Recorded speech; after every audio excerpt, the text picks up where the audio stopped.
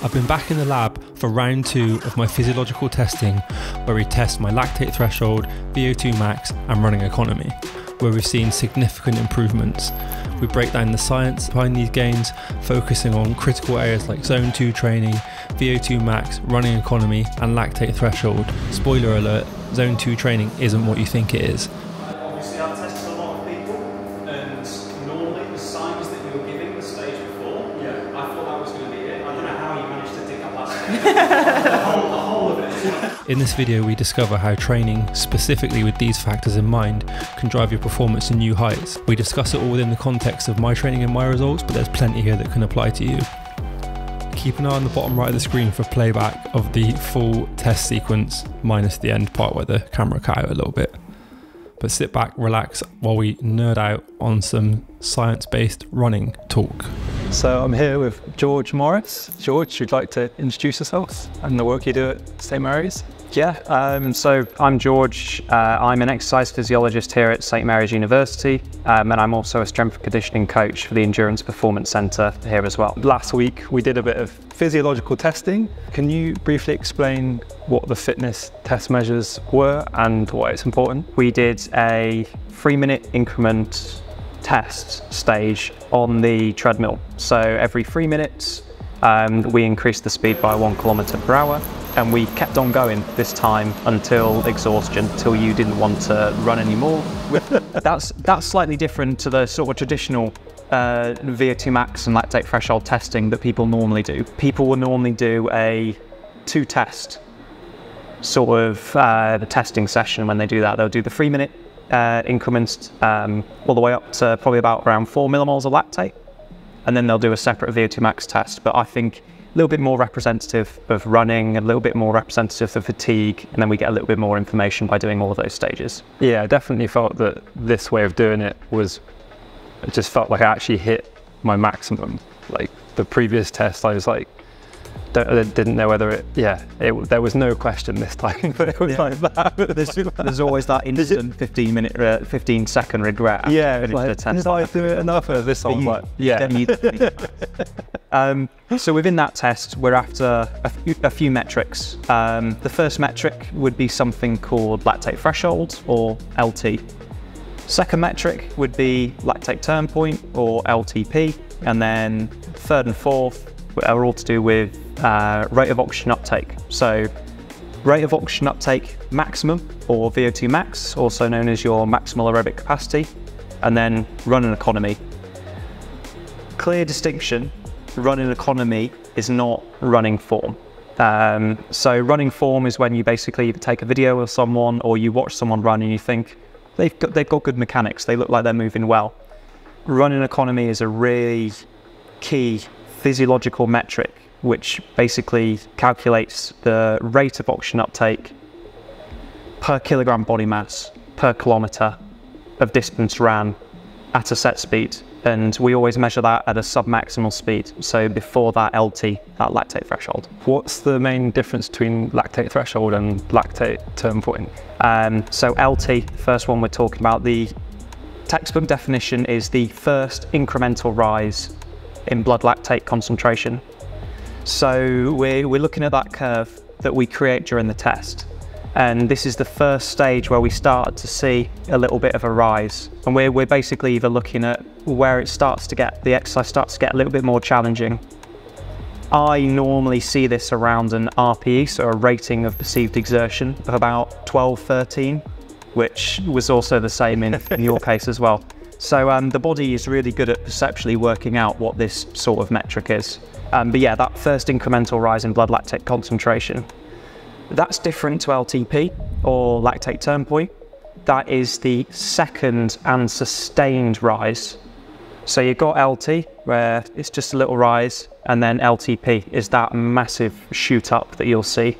And that's when exercise starts to get very hard and becomes less and less sustainable. LT, theoretically, you can hold that for a marathon distance. You can hold higher than that for a marathon distance if you do the correct training for it. But LTP, or you're not holding that for too long above that value. Yeah, awesome. Looking at this test and the previous test, what stands out the most? The biggest change for me is going to be that rightward shift in the lactate, the blood lactate concentration curve versus the speed. So what you can see is that shifted to the right. That means that all of those values, the LT, the LTP, because they're not based on the concentrations of lactate, they are based on where those turn points happen that we've just spoken about. They've moved to the right, which means they're occurring at higher speeds, which is really good when it comes to performance. That means that we're generating or producing less lactate at a higher speed than what we were before. The other thing that I noticed was there was also a downward shift. That just means that for each individual speed that you were working at, you were producing less lactate. So you kind of got the best of both worlds. So that's a typical change in a curve that we would see for someone who's gone away, done a lot of aerobic training, come back, and now they've basically just got improved aerobic machinery, greater ability to utilize lactate as an energy source, and then obviously having that happen at higher speeds. Because the one thing that we've got to be conscious of, and sometimes gets lost in translation a little bit, is that we're always in flux with lactate. Lactate isn't the enemy. Lactate is a key energy source, and just because if it's being produced in the muscle, that doesn't necessarily mean that we're seeing it in the blood. Yeah. So when we measure it in the blood, that means that it's shuttled from the muscle into the systemic circulation. And that for you is just now happening at a higher speed. Awesome. The other thing that you can notice, which is pretty cool to look at, is all of your heart rates are now lower for the speeds that which before, which is good. It just shows that there's less cardiovascular strain for the relative running speeds comparative to last time. And then I think one of the bigger changes is the fact that you had another few stages on the test as well. That just demonstrates that you're able to run quicker. Yeah. And you know, as much as we talk about physiology, as much as we talk about profiles, the biggest thing is the performance. Yeah. So if you're able to run quicker, if that's the goal, then there we go. Yeah. That's the main thing that we're looking to do. Awesome. Yeah, and I guess the test just confirms that, doesn't it? Yeah, we saw some huge changes. The fact that you'd said before that there's only about 3 to 4 months between these two tests, they're big changes and good changes. Like, I'd be very happy with the difference between the two curves that you've made. Yeah, no, I definitely was chuffed, and but it was interesting to also see that the VO2 max went down, because that was partly one of the like motivators coming back. Like when we did the first test, and Toby mentioned about cutting down some weight, and then the VO2 max goes up. Like I cut the weight, but the VO2 max went down, but the performance went up, and that was a really interesting outcome. And I think it's fascinating that it's not just about individual metrics, it's about like the combination of all of them and how they fit together, and like you say, about how that just impacts the performance. So that VO2 max value, that leads us on to quite a good question surrounding why that actually went down, and a good explanation. So VO2 max, when measured relative to your body mass, you would expect if you were to lose a little bit of weight, that value goes up. That's normally true if you're trying to improve VO2 max. However, if you've had the big change in running economy, which you have, so running economy is, as I said before, it's the rate of oxygen uptake per unit body mass per kilometre at a set speed. That basically, in order to get that value lower, which is good, we want running economy to be as low as possible. By causing that change, your sub-maximal VO2 has had to come down. And that's positive, that's a good change. Because again, it's one of our big things that play into predicting endurance performance, LT, LTP, running economy, VO2 max. There's an inverse relationship between VO2 max and running economy.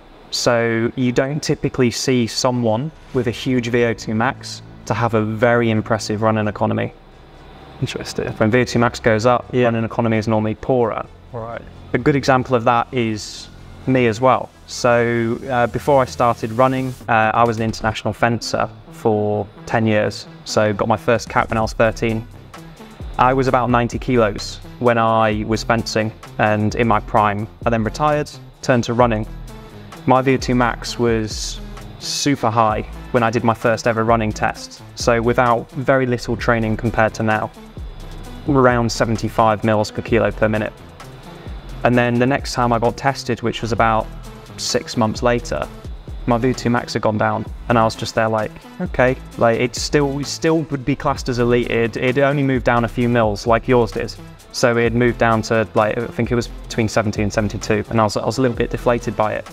But the change I had in running economy, just actually getting better at the skill of running, was massively caused that value to come down. But then also my performances went through the roof at that point. So I'd gone from barely being able to break 23 minutes for a 5k to doing what I'm doing now, which hopefully at the weekend will be sub 15, but we'll see. But yeah, massive inverse relationship, because if VO2 at sub-maximal levels is lower, that generally means that VO2 max is also going to be lower. So based on these results of this latest test, is there anything I should be doing to adjust my training zone? Yeah, well, first of all, your speed changed. So what we would have considered to be the cutoff between easy running versus steady running, that's now shifted to the right. That means that's occurring at a higher speed. So now you've breached this new fitness level. That means that you have to match that with your training. You're going to have to start training at faster speeds. But that's because those speeds that you were doing beforehand are not going to have the same physiological stimulus. You're not going to get the same out of training at those intensities. You've got to move everything up. So the main thing for me is the fact that LT has moved.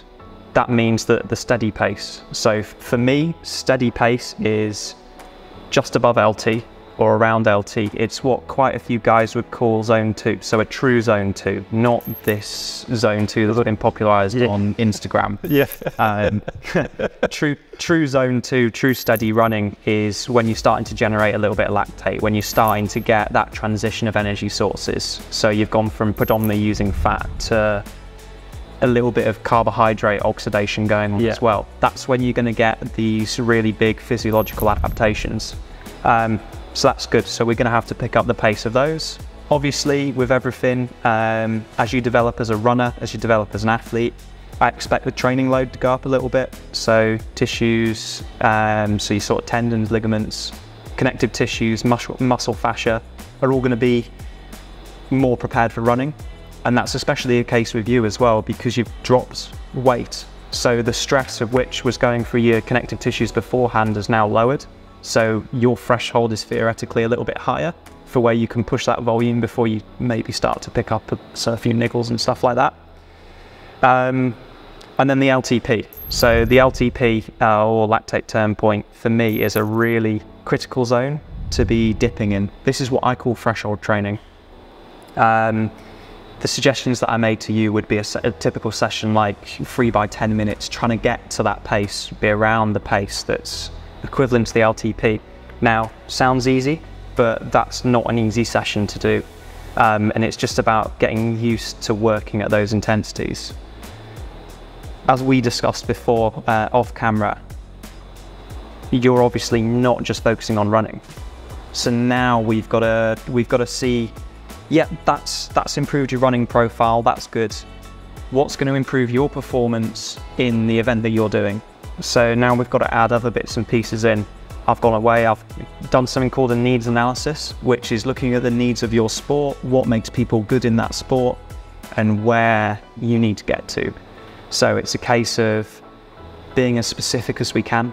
And so just because, let's just say, for example, just because you can go out and run a free 20k, doesn't mean you can do a free 20k at the end of the event with all that fatigue in you. So it's about getting you used to that fatigue, getting you used to being in those situations, and hopefully we will get some very specific adaptations for doing sessions that are designed in order to push you on in that way. Awesome. Would you prioritize paces or heart rate zone, or does it sort of depend on the day? Very good question. Mix and match. If you're going to be going on the track and it's a completely still day, there's no wind, it's not too warm, it's not muggy, then yeah, boom, we'll go off splits. If you are waking up on a Monday, you've just done a massive long run on a Sunday, and you're thinking, oh, I've got to go out and I'm going to do an easy run, but I want to do a little bit of steady at the end. I think heart rate is going to be a good thing for that, because it just means that you're not going to push it too hard. Yeah. Some people, or sometimes everyone's guilty of it, you can get a little bit fixated on a pace, and that's not how the body works. The body doesn't understand pace. It understands time under tension, and it understands the loads that you're basically putting it through. So, you know, if you're going out and your perceived exertion, it feels like a steady, Yeah. you're probably running a steady. Yeah. And one of the things that doesn't get taken into consideration anywhere near enough, and a good example would be in like a marathon event. Just because your VO2 max is up here on the start line, doesn't mean your VO2 max is going to be here in the last 5K. Right. Because what happens is the fatigue comes in. Yeah. That value starts to come down, or your potential VO2 max. Yeah. And then if you're still running at this value throughout, here at the start it was easy. Yeah. Now we're getting very close to that red line where we might be starting to like come a bit of a cropper with fatigue. Yeah. So it's just about that. Everything fluctuates on a daily basis. Heart rate's good, but also heart rate does have its disadvantages, like heat. Yeah. The warmer it is, the higher your heart rate's going to be, which isn't a bad thing, because obviously heat is a stress. So you get more adaptation from. You get more adaptation. It's keeping you in check. But if the goal is actually to go out and run quick, then yeah, we got off paces. Sweet. But if it's just to keep everything in order and as it should be for like the more submaximal intensities, heart rate, or better still, perception. Yeah. So when I train, the only thing I've got on my watch, so I do wear a Garmin, but the only thing I can see is my time. I can't see any of these things like pace, I can't see distance that I've done. I do all my runs to time. Yeah. So if it's a 60-minute on the cards and it's meant to be easy feel, Yeah. it will be a 60-minute easy feel. One day that might be, for me, it might be 3:38. Yeah. Okay. Another day it might be 4:15. Yeah. It very much fluctuates between the volume of the sessions that I've done that week and how tired I am. So consulting how you actually feel about the workout is probably the main importance. Biggest thing. The biggest thing is perception. If something feels hard, it probably is. Yeah. Awesome. Fat versus carbohydrate oxidation. Is there anything specific that I or other athletes should do to increase their fat utilization, and is that worth it?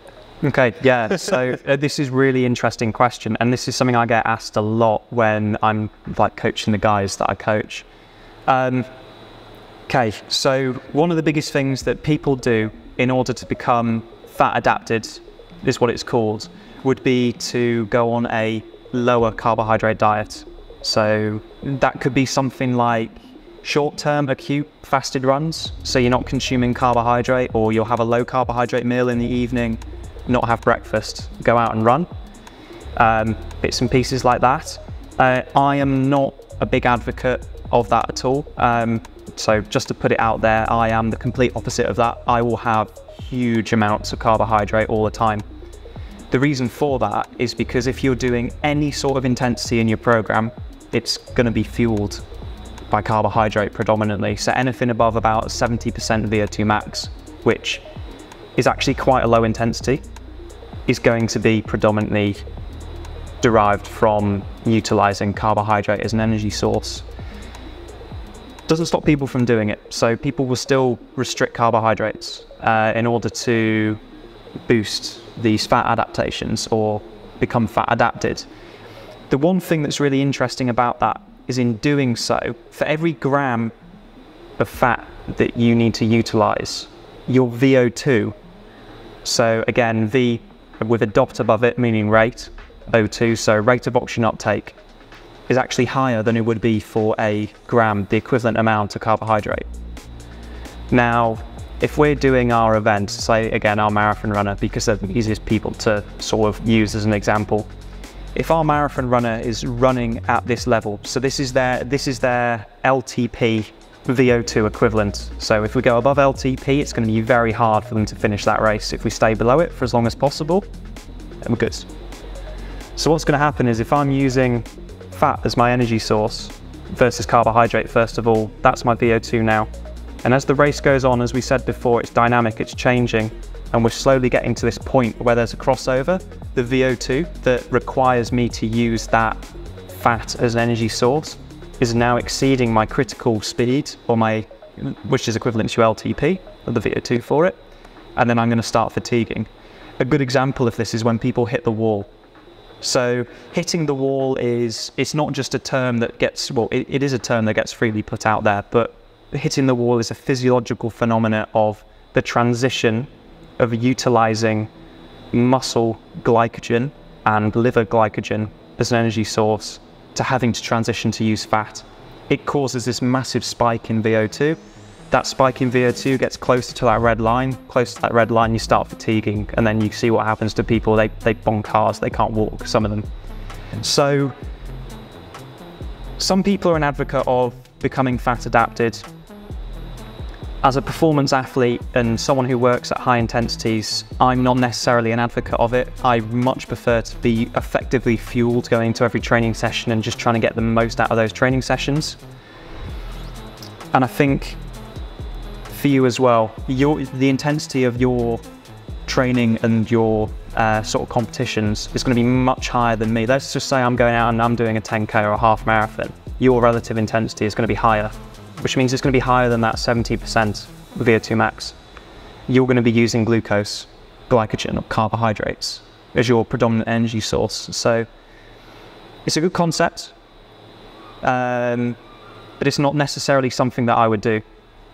Having said that, carbohydrate periodization, so manipulating carbohydrates on a daily basis depending on your needs of the training session, would be a good shout. Yeah. Got an easy day on Monday, lower carbohydrate. Got a massive session on Tuesday, high carbohydrate meal Monday evening, high carbohydrates Tuesday. Easier day Wednesday, low carbohydrate. So it's like this changing, and that is something that I do advocate, and it's something that I do get my athletes to start considering, because fuel for the demands, fuel for the needs of the day, or fuel for the needs of the training session. There's lots of that, you hear lots of that information about being fat adapted, but it seems like it's obviously very sport specific. I think arguably for like maybe super long ultra runners. My answer to your question would be very different if, you know, we were prepping for like 100 miler. Yeah, or like 100 miler or exactly. The fueling that comes into that is actually really interesting. Completely different animal. Yeah. Compared to our sort of high ups is 5Ks, like exactly. Just looking ahead and with the recent results in mind, what would you say the next steps are from like a training perspective? We can look at this in two ways. In applied practice, and as an athlete myself, the biggest thing that you're going to say is, so what? What's this actually going to do to me when I'm on the track, when I'm in the gym? From an academic point of view, I could turn around and say, actually, to boost your LTP by X number, we're going to go out and we're going to do this.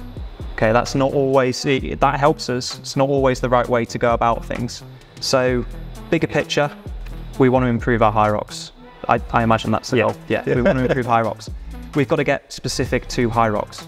So it can't be a case of your LT's improved, your LTP's improved, great, you know, we're going to go out, we're going to try and push this on further. Pushing this on further will help your performance, but it's about saying, yeah, that's your LTP, but how does this actually relate to our performance? What's the typical intensity that we're at during high rocks? What is the biggest low-hanging fruit that I can get and I can change? If it was for purely improving that physiological profile and improving your performance as a runner, let's just say as a sidetrack, we've got runner Nick and we've got high rocks Nick. Yeah. If we want to improve runner Nick, it's going to be about let's try and push that LT up as much as possible. So if you're going to be doing anything longer distance, up to a marathon, that LT is going to be very, very key, because that's the first time that we start to become a little bit more stressed. Our mitochondria becomes a little bit more stressed. If we can get that up, and again, it's about the demands of the performance. If you want to focus on a 5K, it would actually be about improving that speed of VO2 max. So not necessarily VO2 max, but the speed that's equivalent to it. Yeah. So off the top of my head, I remember yours was 16k an hour. Yeah. So we can have that VO2 max the same, that doesn't need to improve. But if we can improve that speed of VO2 max to 17k an hour, 18k an hour, if that's at 20k an hour, that's a 3-minute K. Yeah. And if you're able to sustain, so in literature, you're roughly able to sustain about 95% to 100% of VO2 max for a 5k effort, you're talking about a 15-minute 5k.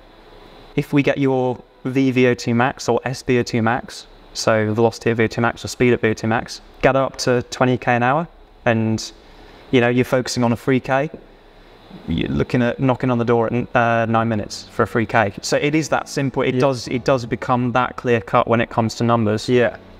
So yeah, Awesome. but I think running economy, if just practicing the skill of running, we keep improving that, you're just going to get better. Sweet. And it will push everything else on. Awesome. Between this test and my last one, like stuff's gone up by like pretty much 1k an hour. Mm-hmm. And then, you know, you have to then increase your training. Like what are the likely problems that you can encounter with if you're constantly having to just push a bit more and a bit more? It's just about balancing, and you know, every good training program has rest or easier days incorporated into it. So you don't actually get the adaptation to training doing the training session. It's actually in a recovery. It's called Selye's General Adaptation Syndrome model. You can go search it up, but basically you start at a baseline level, you do your training session, fatigue causes your level to drop off, then you get super compensation in the rest period, and now you're above the original level. That's a gross simplification, but that's what happens. It is the recovery that boosts the scores. It's not actually the training. The training provides the stimulus for the body to overcome. Training and adaptation to training is causing a stress. That acts as a training stimulus, adapting to that stimulus, super compensating, and then moving to a new level. So yeah, main thing is recovery, easy days, making sure that you've got balance. Because, you know, if you're just constantly always firing for it all the time, then you're just going to burn out. Yeah. And the other thing is that training to time. Without having the tests, naturally as time goes on, if you're getting fitter and you're doing like an easy feel run, but you're at the top end of that easy feel just before steady, if you run for 60 minutes, and this was several months ago, you're going to cover a certain distance. If you're naturally fitter, it still feels the same. Yeah. But now you're going to cover more distance. Interesting. Yeah. And the body's adapting to that. So I don't work off kilometers. Yeah. My week is pretty much, you're going to do 60-minute run in the morning, Monday. You're going to do a 30-minute run in the afternoon, Monday. This is how it should feel. Yeah. Training session, time, training session. And as the week goes on. Awesome. Yeah. Yeah, that's a good way of managing it, because then actually, like, you don't, I mean, obviously you could incorporate increasing the volume, but you're sort of increasing the volume without increasing the time. Exactly. Yeah. The volume is secretly increasing without you knowing it. Because as I said before, the body understands time. Yeah. It doesn't really understand mileage. Yeah. It doesn't know it. Your body won't know whether you've run 100 miles or not. No. But what it will know is if you've jumped from running 8 hours in 1 week to running 11 hours. That's a big difference. Yeah. You know. So yeah. Awesome. Any final thoughts to wrap it up? Keep cracking away. Like, you know, that curve will just keep on improving. And as long as you're always adapting what you're doing and not getting stuck into certain like being comfortable in certain situations when it comes to training, you will just keep on improving. It's that simple. Not getting swayed by too many people sticking their oar in, because when it actually comes to it, and this is my experience as an athlete as well, as a scientist, you will get these ideas that pop up. They'll be popularized by one podcast, one person will speak about it, everyone will start doing it, and then all of a sudden it's like, what's that for? Because, you know, you've got years and years and years and years of science and research backing up a different way of talking about things. This idea of periodized training, like this 80-20 principle, when it comes to it, nothing in the gray zone. Yeah. When you genuinely go and look at the training plans of good runners, it's not periodized, it's pyramidal. So you do a lot in the easy zones, a little bit in the like moderate zones, and even less in the top end. It's not this huge nothing, a little bit. You know, it doesn't actually work like that.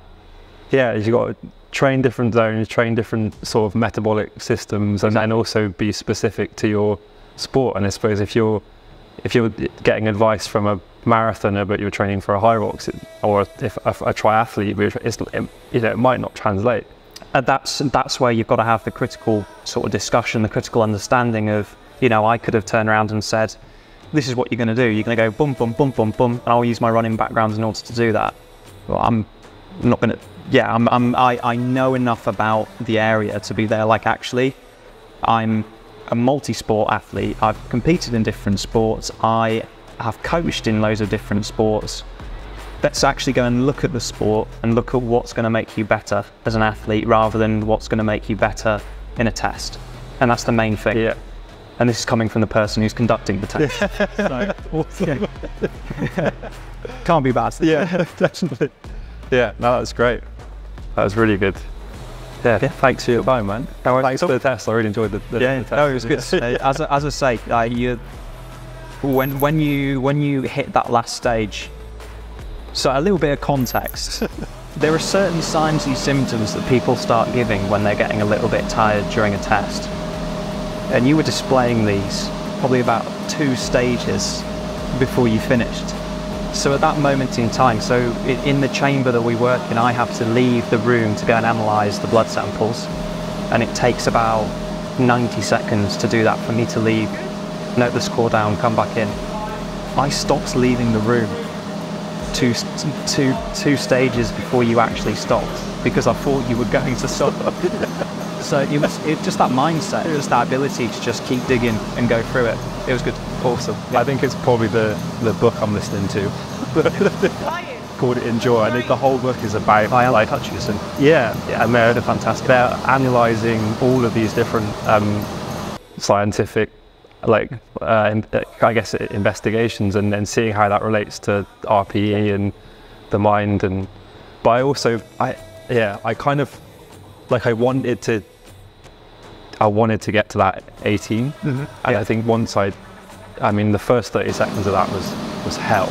But I think once I'd started, I was like, exactly had to just get to the end of it. Did you notice the briefing that I gave you as well? As I didn't want to lead you into doing anything. When I turned around and said, I am going to ask you if you're happy to move to the next stage. Don't take that as me saying, are you happy? You're looking a bit funky. More along the lines of, right, you're happy? Good, right, boom. Because it's the athlete who's in control. So and again, that Enjoy's fantastic book. Anyone who's into popular science or wants to learn a little bit more in an easily digestible way, go read that book. They touch on loads of stuff. But that last station was intense. It's good. It was good. Never seen anything like it, but it was good. That's good. That's good to hear. But that was intense. Awesome. I think that's pretty much covered it. Like, I mean, I've been really, really impressed with like the depth that you've gone into stuff, and also how understandable you've made it. So it's all like it's science. There is a lot of science. There's a lot, but it's fascinating. Really cool. So I really appreciate it. Awesome. Pleasure. Thanks, man. I just love physiology, love sports science. And the more people that can hear it from not a 5-second clip on Instagram where someone's saying you need to run at a really low heart rate. I'm glad you said about that, the zone 2 stuff. I was like,